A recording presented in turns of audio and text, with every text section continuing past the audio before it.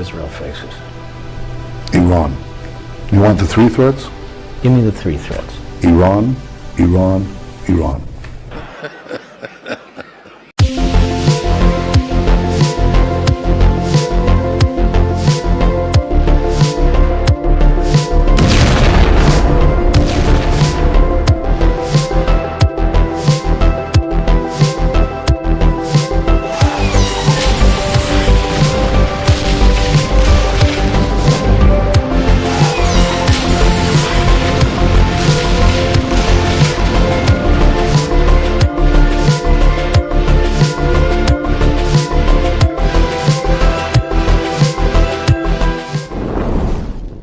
ایران دنیا کی قدیم ترین سرزمین میں سے ایک ہے۔ اس علاقے میں انسان پچھلے 10,000 سالوں سے بسے ہوئے ہیں۔ اس کی ایک وجہ ایران کے چاروں طرف موجود پہاڑ ہیں جو ایک قدرتی قلعے کا کام کرتی ہیں۔ تقریباً 3000 سال قبل از مسیح یہاں ایلامی تہذیب نے جنم لیا جو تحریر، فن اور عبادت کے اعتبار سے بہت ترقی یافتہ تھی۔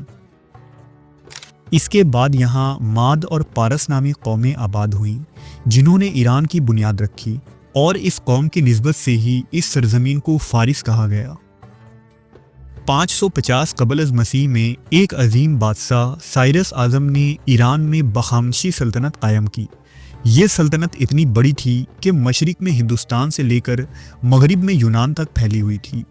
اس سلطنت کے مشہور بادشاہ دارا اور خشایار اعظم تھے جنہوں نے ایران کو دنیا کی سب سے طاقتور سلطنت بنا دیا۔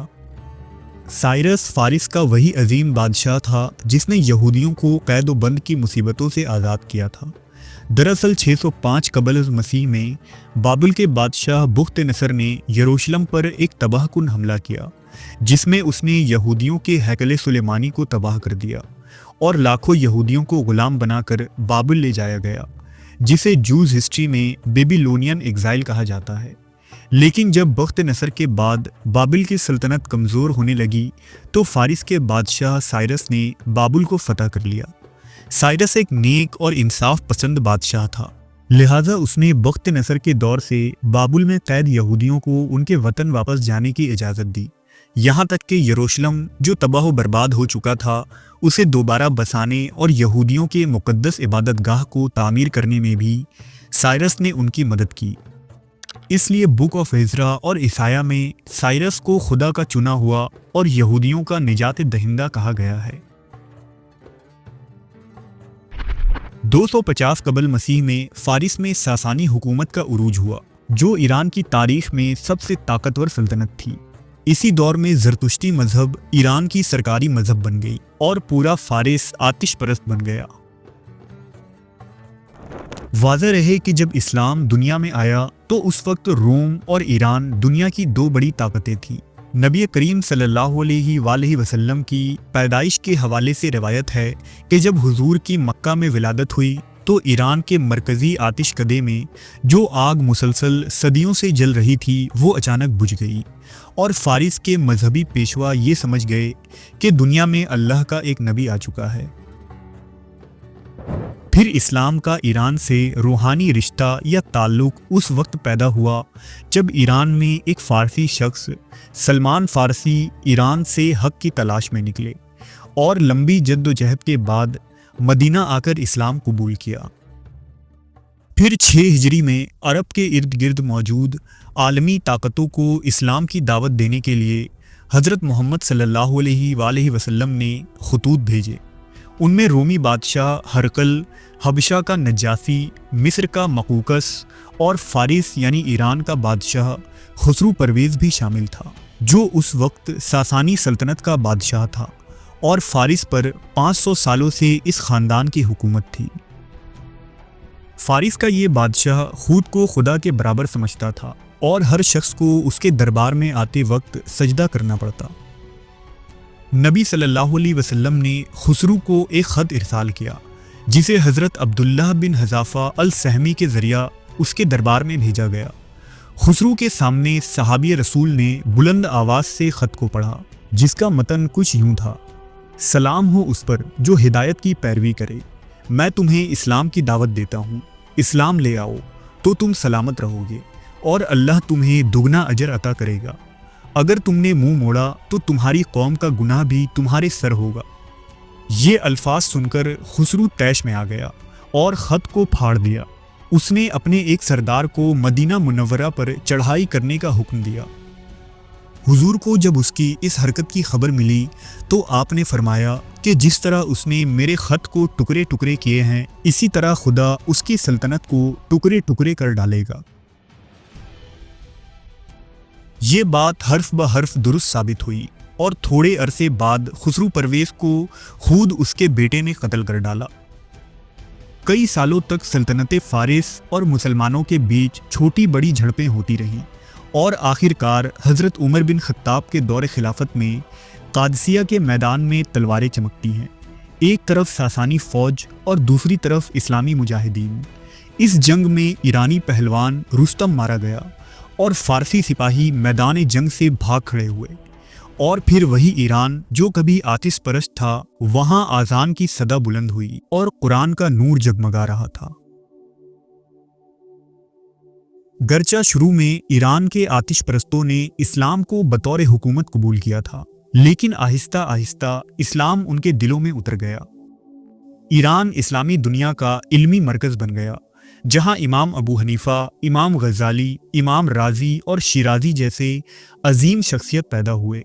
ایران اسلام کی روح سے بدل گیا اور آتش پرستوں کی یہ سرزمین اسلامی دنیا کا ایک روحانی مرکز بن کر ابھرا۔ فارسی علماء دین نے عربی فقہ و حدیث کو دنیا کے سامنے پیش کیا اور اسلامی علم الکلام اور فلسفہ کے نت نئے دروازے کھولے۔ ایرانیوں میں اس قدر دین کا پھیلاؤ ہونا حتمی تھا، کیونکہ خود رسول اللہ صلی اللہ علیہ وسلم نے فرمایا تھا کہ اگر دین اسلام سریا ستارے کے پاس بھی چلا جائے تو بھی فارسی لوگ وہاں جا کر اسے حاصل کریں گے۔